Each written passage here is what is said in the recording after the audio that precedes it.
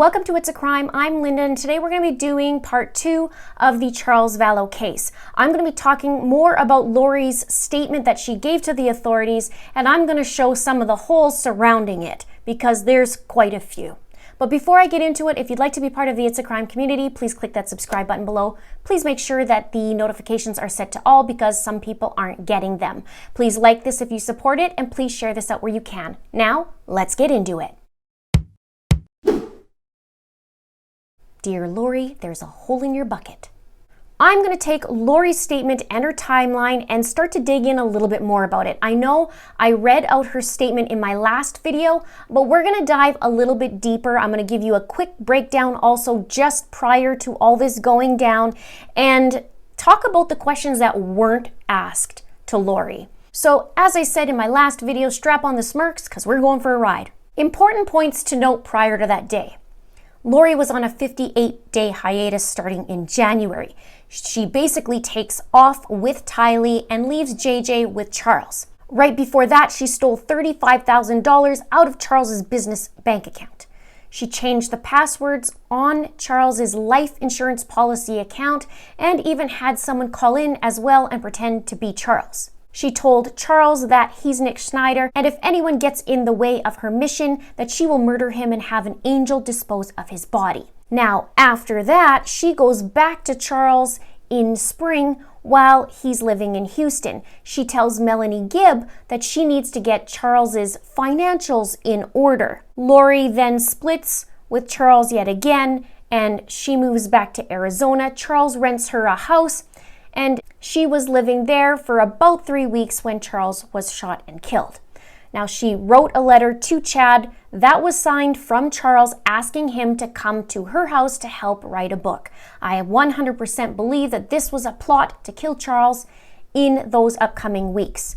And don't forget that Chad and Lori were having an affair, and Lori had burner phones at this time.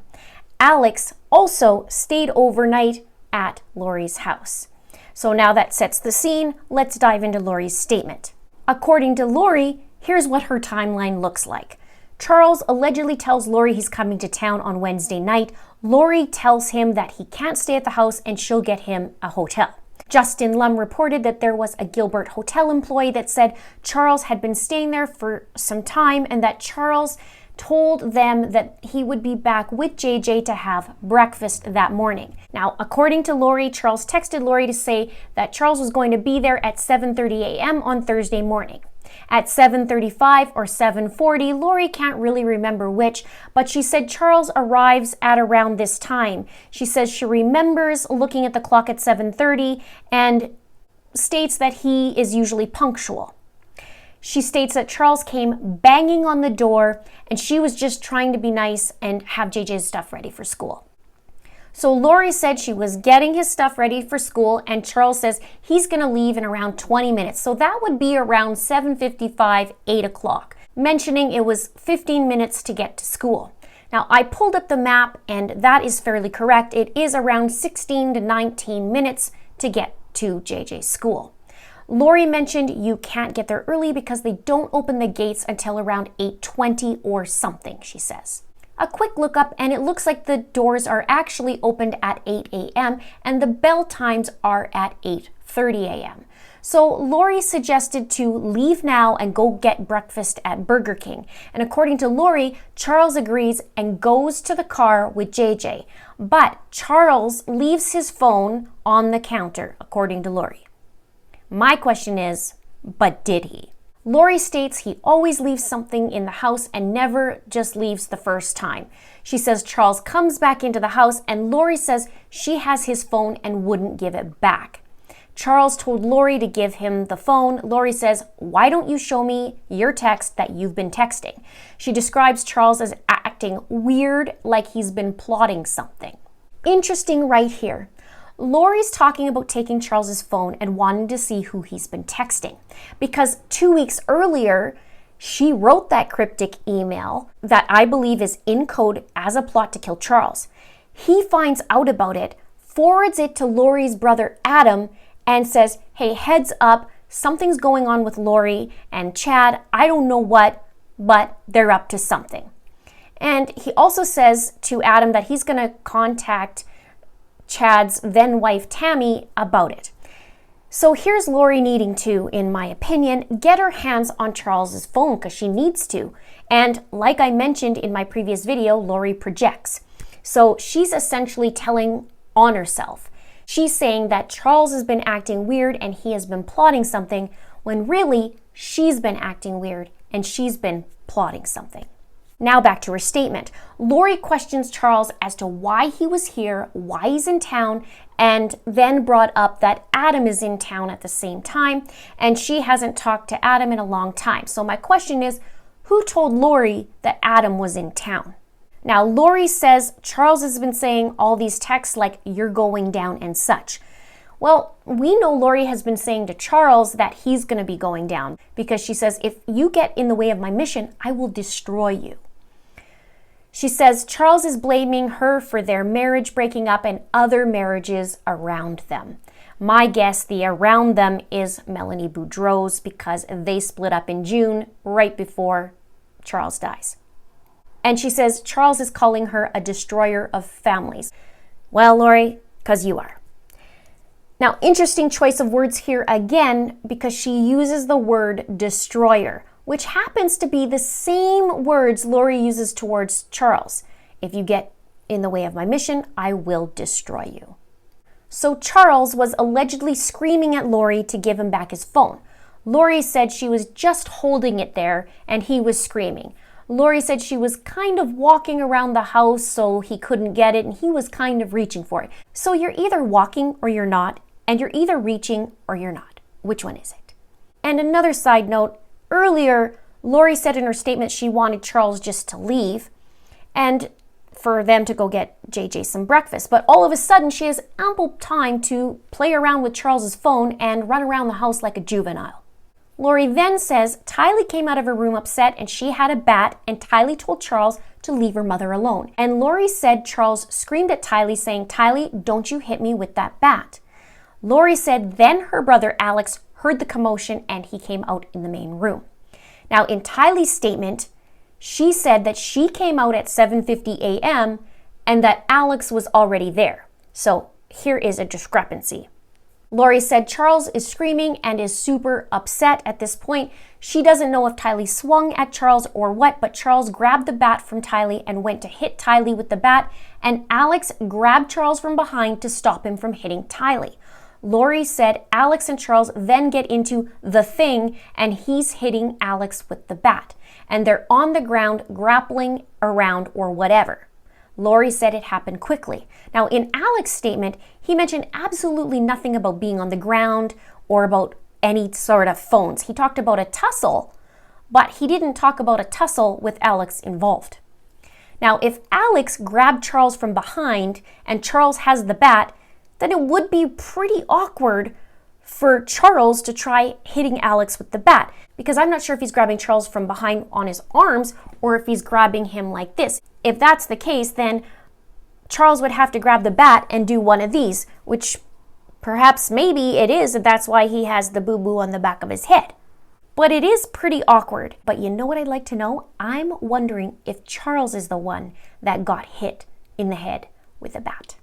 I'd like to see the report on that.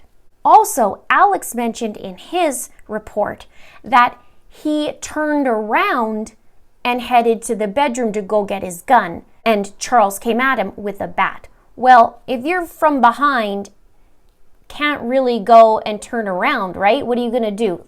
So many discrepancies. Now, Lori states that Alex was struck with the bat when they were grappling on the ground, and Charles was hitting Alex, and Lori is swinging her right arm downward as she explained it. Lori said he is swinging the bat back and forth and they are on the ground. Lori said she is freaking out and is trying to go around and knows JJ is in the car. Lori says Charles then gets up and he has the bat towards her. Well, where's Alex at this point? He gets up off the ground from grappling and now he's going to put the bat towards her. Like, where's Alex at this point? Forgiving Charles for a moment while he composes himself because they were just grappling on the ground, and it's like, hey guys, time out for a sec. Or is this the moment where he actually goes and grabs his gun? And what's Charles going to do? Oh, Alex is leaving the room. Okay, we'll just wait. We'll wait for him to get back. I'll just face Lori. Lori says Charles has the bat towards her. Lori motions with her right hand as if a person would be swinging backhanded. Lori said she's going around the other side. My question is, the other side of what? Doesn't mention in the statement. Lori says she's going around the other side and trying to get out of his range so he can't hit her. Lori starts to say she told Tylee, and then she stops and explains that Tylee's on the ground because when Charles took the bat, Tylee fell back. So Charles was on the ground, Tylee was on the ground, Alex was on the ground. Lori wasn't on the ground. Lori told Tylee to go get in the car with JJ because she didn't want JJ coming in and she wanted Tylee out and didn't want the kids in the house for whatever this fight was going to be. Now, here's where I'm starting to question things. If Charles had his phone on the counter, which could be true, could be not true, would he also have his keys on the counter? And if that's the case, did Lori grab the keys off the counter and chucks them at Tylee and says, hey, go get in the car with JJ? Or were the keys already in the car because JJ was already in the car and the keys were left there? This makes me curious. Also, I just want to point out, if Lori is foreseeing something's going to happen, this fight was going to turn into something, she's telling Tylee to go get in the car with JJ. Well, according to Lori in the statement, Tylee wasn't that friendly with Charles and they didn't get along. So if nothing was going to happen, why is she telling Tylee to also get in the car with JJ? This could be something, could be nothing, but I feel like she knew what was going down. Clearly from her plotted email. And what's going down now? Now, in a previous report, Charles was seen on camera talking about his keys and his wallet that he left in his truck. Remember, he left his truck at the airport parking lot and his truck was stolen, he believes, by Lori. So he did mention that, so I'm wondering if he just had his wallet and his keys in the car or if they were in fact in the house or if Lori took his keys from actually his pocket after he died. Now, law enforcement asked what Charles and Alex were yelling during this fight, and Lori says things like, get off me and ow, but she doesn't really remember specifics. Lori says there were not many words during the heat of it that she remembered. Lori said she still had the phone in her hand and all this happened really quickly. Lori went around kind of the circle and Alex was there. This isn't that detailed in this report. Again, went around where in a circle. She mentions Charles holding the bat with his right hand in a backhanded motion with one arm, and if he swung it, it would be backwards. Lori said she was kind of turned around and they all, meaning all three, the kids were outside at this point, and she heard the gunshot. So this is kind of confusing a little bit in the statement too, because it's saying, well, all three heard the gunshot. Well, I'm sure Charles more than just heard the gunshot, and I'm sure there's more than one.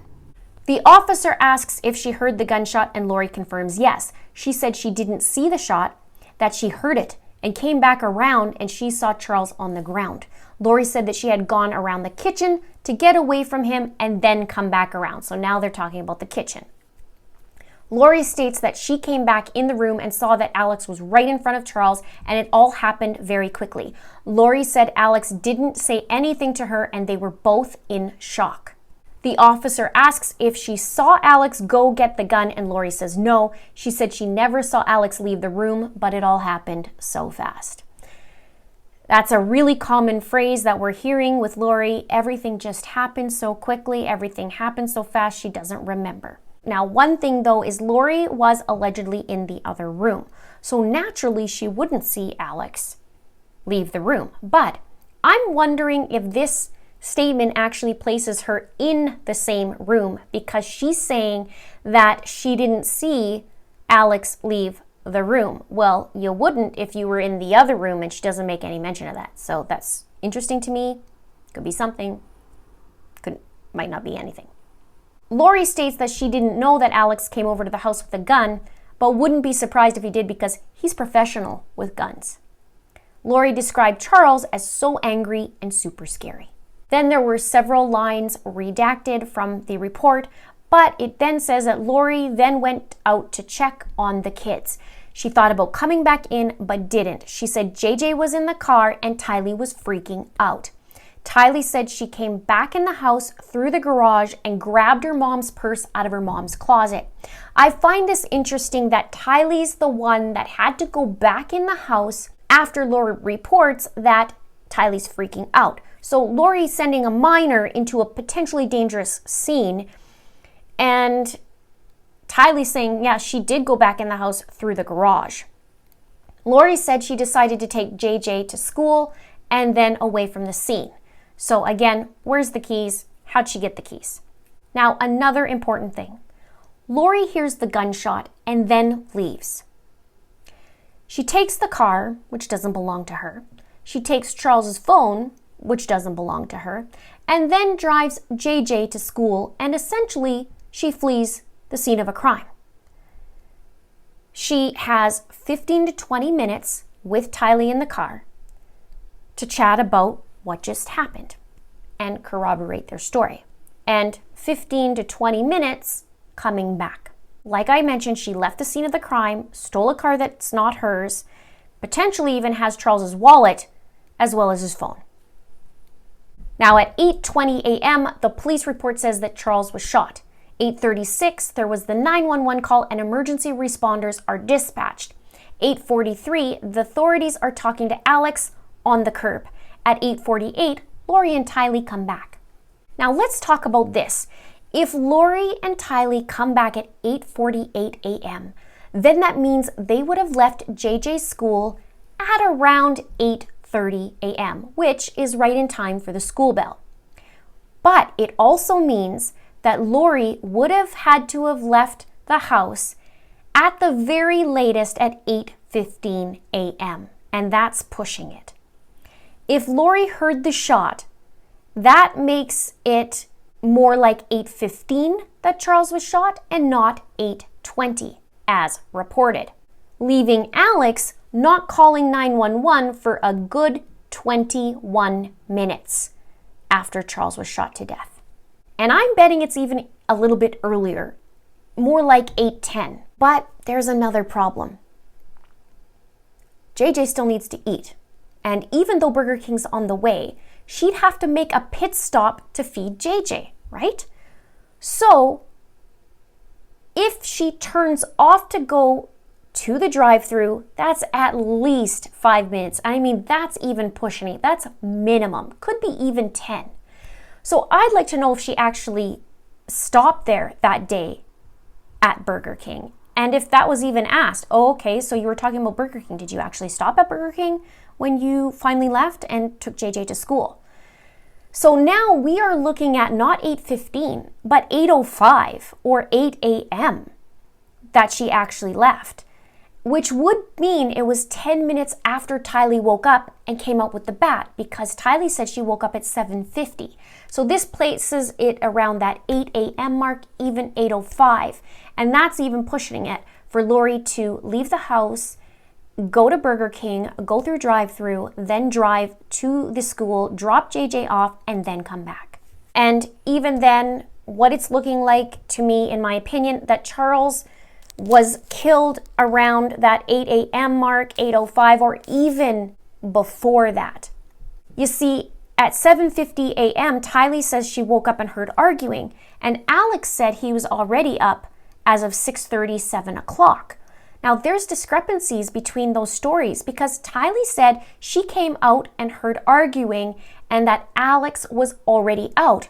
And Uncle Alex is stating that he already saw Tylee poke Charles with the bat, and then they left and it was just Alex and Charles alone.